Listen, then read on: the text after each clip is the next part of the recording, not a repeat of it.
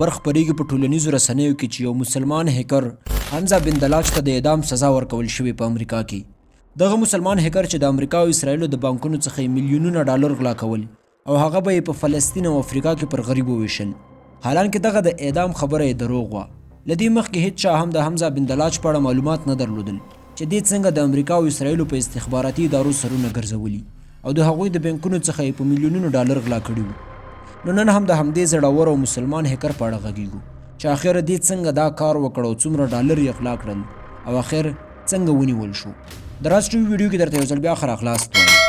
حمزه بن دلاج چې یو خطرناک هیکر یعنی بلیک هیټ هیکر و چې دا ډول د هیکرانو یو له خطرناکو او هوښیارو هیکرانو له ډلې څخه دي. حمزه بن دلاج په الجیریا کې په 1988 کې پیدا شوی او له وړکتوب یې له هیکینګ سره علاقه درلوده او همدا و چې په 22 کلنۍ کې دغسې کارنامه وکړه چې ټوله نړۍ ورته حیرانه پاتې وه.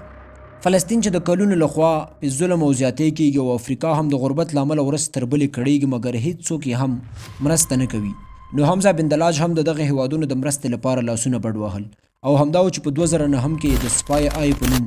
یو سافټویر باندې کار کول شروع کړل چې له دې مخکې د پینن په نوم هیکر لخوا جوړ شوی و د کوم په مرسته چې دوی د خلکو شخصي معلوماتو ته لاسرسی موندلی شو خاص کر د هغوی د بانک اکاونټونو ته. حمزه دغه د وایرس په شکل سافټویر د خپل یو روسي ملګري سره په شریکه مخ ته وړلو چې الکساندر انډرویچ نومېدو.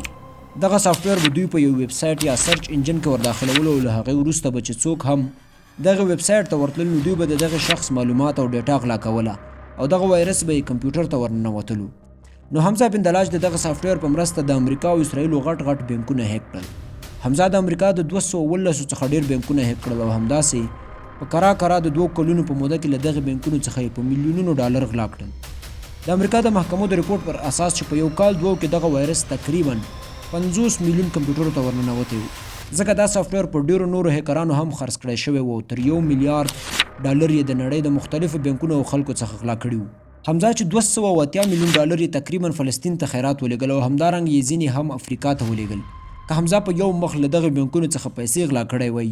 نو بانکونو ته معلومېده چې له بانک څخه غلا شوې مګر حمزه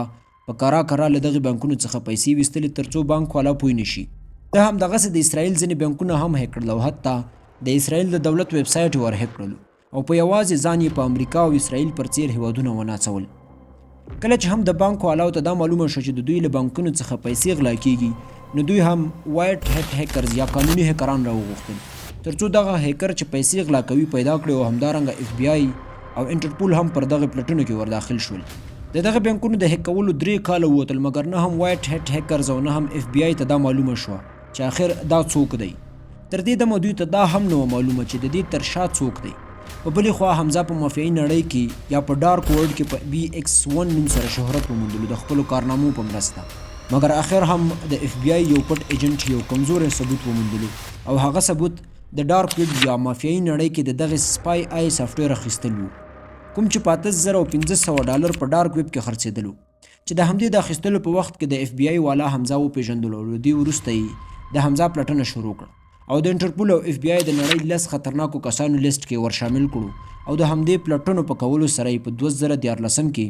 حمزه په تایلند کې هغه وخت ونیولو کله چې دا له خپلې کورنۍ سره د مصر پر لور روان و. د حمزه بن دلاج هغه بل روسي ملګری الکساندر هم ونیول شو چې هغه ته یې د 9 کلونو د بند سزا واوروله. حیرانۍ خبره خو دا ده چې کله هم حمزه د پولیسو لخوا ونیول شو نو هیڅ کوم عکس العمل یې ونه ښودلو او نه یې هم کوم زور وکړ او په خندا یې خپلې کورنۍ سره مخه وکړه او پولیسو سره روان شو چې له همدې وروسته دا په سمایلینګ هیکر په نوم باندې هم مشهور شو. د تایلند پولیسو دا امریکا ته وسپارلو چې هغوی پرې په 2014 کې د 15 کلو بند او همدارنګه 14 میلیون ډالر جریمه کړو چې لا تر اوسه هم پر بند کې د خپله سزا ګالي. په 2015 کې یو شخص دا خبره خپره کړه په ټولنیزو رسنیو کې چې حمزه بن دلاج ته امریکا د اعدام سزا واوروله او اعدام یې کړو مګر دا هر څه دروغ و. د الجیریا حکومت له اوباما څخه د حمزه د پرېښودلو او معاف کولو غوښتنه وکړه مګر ونه منل شوه. د دغه دروغو خبرو له خپرېدو وروسته د امریکا سفیر وویل چې کمپیوټري جرمونو ته د اعدام سزا نه اورول کېږي او حمزه نه دی اعدام شوی او هغه لومړی شخص چې دغه سپای آی په لومړي ځل رامنځته کړی و هغه هم ونیول شو مخکې له دې چې د سپای آی 2.0 بازار ته راوړاندې کړی وی او د نړۍ بانکي سیستم یې ټول ور خراب کړی او ختم کړی وی ځکه دا یو ډیر خطرناک او نه پیدا کېدونکی سافټویر و چې بازار ته له راتلو مخکې ختم کړی شو. په دې هیله چې د دغه زړور مسلمان په اړه مو معلومات ترلاسه کړي اوسي او ویډیو مو خوښه شوي اوسي د نورو جالبو او معلوماتي ویډیوګانو لپاره مو در سره چینل سبسکرایب کړئ او ویډیو له نورو ملګرو سره هم شیر کړئ. تر بیا مو په خدای سپارم، د الله په امان.